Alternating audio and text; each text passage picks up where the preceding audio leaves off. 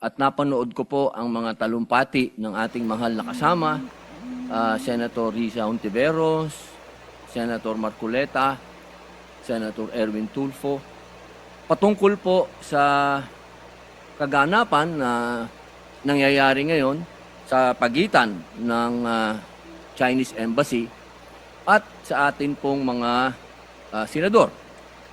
Ang akin po lang mungkahi sana, ako po ay naniniwala, mga mahal kong kasama, na itong usapin nito ay masyadong popular sa ating mga kababayan.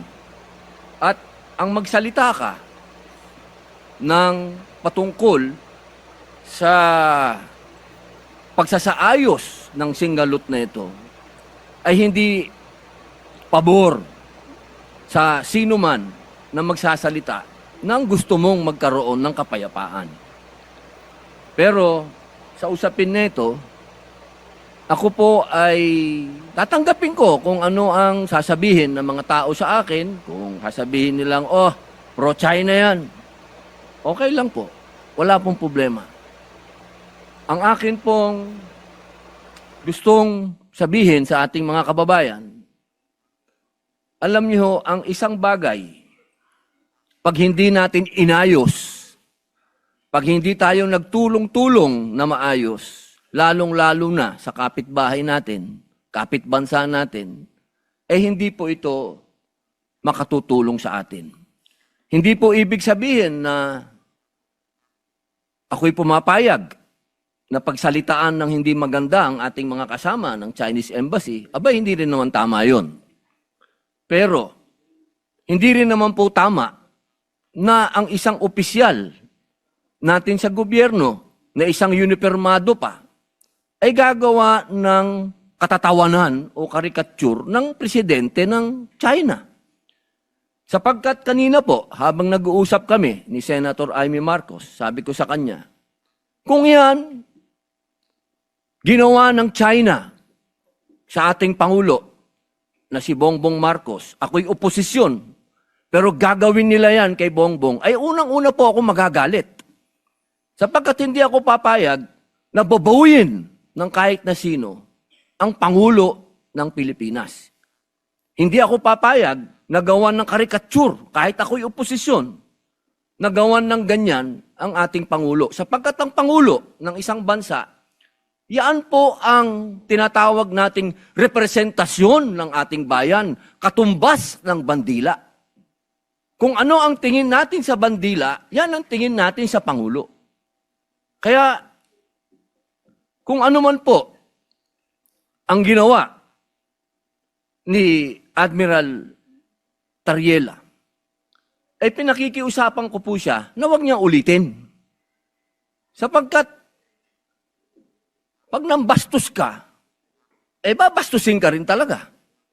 Wala po tayong magagawa sapagkat duty ng kahit na sino na ipagtanggol ang kanilang Pangulo. Ang gusto ko lamang pong sabihin dito, aking mga kasama, tama po, naniniwala po ako na hindi makatwiran ang ginagawang pambobomba ng tubig sa ating mga mangingisda, sa ating Coast Guard.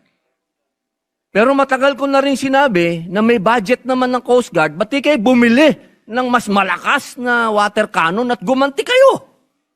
Hindi naman po pwede na lagi tayo magpapaawa. At parehas naman kayong tinatawag natin tanod ng Coast Guard kayo pareho. Hindi naman kayo gray ship. Ang gray ship, yun ang military. Kapag hindi naman pwede yun. Yun ang tinatawag natin na escalation. Pero kung dalawa kayong white ship dyan at nagbombahan kayo ng tubig dyan, walang ano yun. Walang issue yun, walang escalation yun dahil pareho kayong tanod baybayin. Pareho kayong nagpoprotekta ng coast natin. Pero para sa usapin nang ikaw ay magtatalumpati at gagawin mong katatawanan yung Pangulo ng isang bansa, palagay ko, inuulit ko po, ako po ay oposisyon. Pero kahit sinong gumawa niyan sa presidente ko, hindi ako papayag. Ako'y tatayo din at talagang makakatikim din sa akin yun ng mga salitang hindi talaga, hindi niya makakain. Sapagkat sa akin, anuman ang political affiliation natin, pagdating sa Pangulo sa ibang bansa, iisa tayo. Solid dapat tayo, nakatayo dapat tayo sa Pangulo natin, pag-usapin na ng ibang bansa na.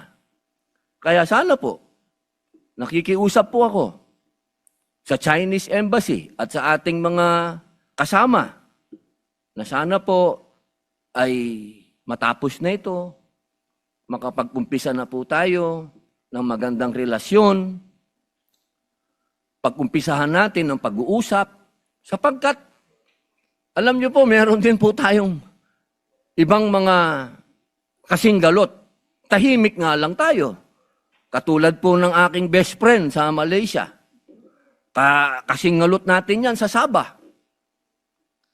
Ilan ng Pilipinong naging stateless doon?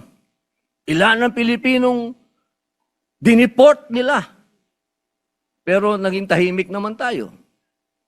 Wala naman akong naririnig.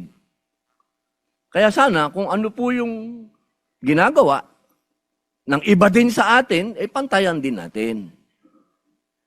Alam nyo, masakit sa akin magsalita ng patungkol sa Malaysia dahil kapatid kong mga Muslim yan. Pero ini-example ko lang po sa inyo na meron din tayong problema sa ibang lugar na meron din ginagawang pang-aabuso din sa atin na hinihingi ko din na magsalita din kayo. At sana, bilang panghuling salita, alam nyo, nung kailan lang nakita kami ni General Torre. Ang tingin ko dyan sa taong yan, kaaway ko yan. Sa ginawa niya kay dating Pangulong Rodrigo Roa Duterte. Pero dahil nagkita kami sa isang lugar na hindi namin dapat pag-usapan ang ginawa niya, kundi kami mga bisita sa isang lugar, kami naging, kumbagay, diplomat na rin kami.